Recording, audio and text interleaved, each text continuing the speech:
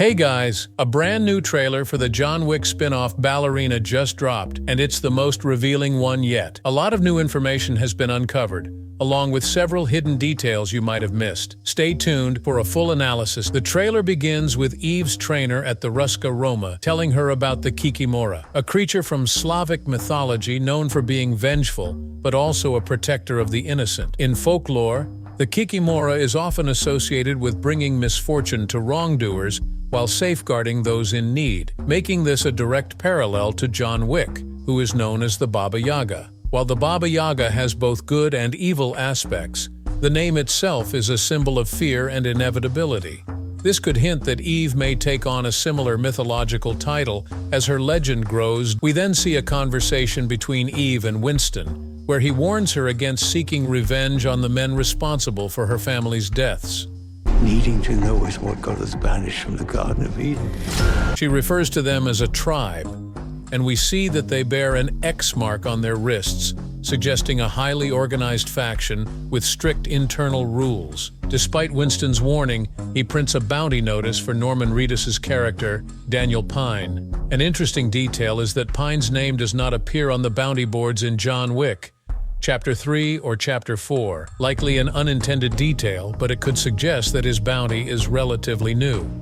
His full name is revealed as Daniel Pine, and he is residing at the Prague Continental, a completely new hotel in the John Wick universe. Eve is later seen entering the Prague Continental, and based on the action sequences, she likely gets into a fight there. This could indicate that she will be expelled from the Ruska Roma over the course of the movie. The Prague Continental is filmed at the National Theatre in Prague, adding a visually striking new location to the franchise. One of the most intriguing moments in the trailer is a conversation between the director, leader of the Ruska Roma, and the Chancellor, the leader of an as-yet unnamed enemy faction. The Chancellor demands that Eve be stopped, to which the director responds, "Perhaps I can send someone to solve the problem." This exchange suggests that the Chancellor's faction wields considerable power, potentially holding a seat at the high table. If they can pressure the Ruska Roma into taking action against one of their own, they must be a serious force within the underworld. In a surprising turn, John Wick himself is sent after Eve, The Baba Yaga. arriving via train and confronting her in a snowy ruin. He warns her to stop or face death at his hands, to which she responds by shooting his bulletproof suit. While this is a major plot point, it's unlikely that their fight will last until the end of the movie. More than likely, John will eventually help Eve rather than eliminate her. This also raises questions about John's connection to the director.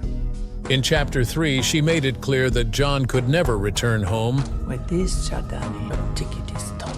You can never come home again. The fact that he is still in contact with her suggests she may have made him an offer, potentially a chance to regain his status within the Ruska Roma. The trailer also shows the Chancellor's cabin exploding, as well as a shot of him watching what appears to be a burned-down bar. Additionally, we see the Austrian town of Hallstatt in lockdown, with helicopters and floodlights illuminating the area, signaling that Eve's journey will be heavily focused on this location.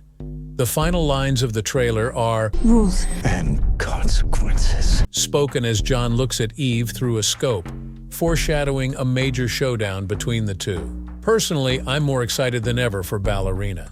The idea of Eve facing off against John Wick is intriguing, and I hope they emphasize John's superior skill while also showing that he holds back, perhaps because he sees himself in her. There's also a shot of Eve crying, possibly indicating that she loses someone or is haunted by memories of her past. Another aspect I appreciate is that, while Eve is being hunted like John was, the circumstances are different.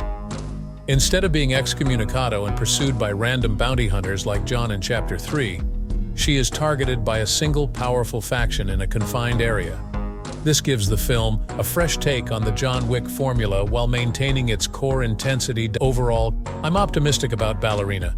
Even if it doesn't reach the same heights as the main John Wick movies, it looks like a worthy spin-off that expands the universe in an exciting way.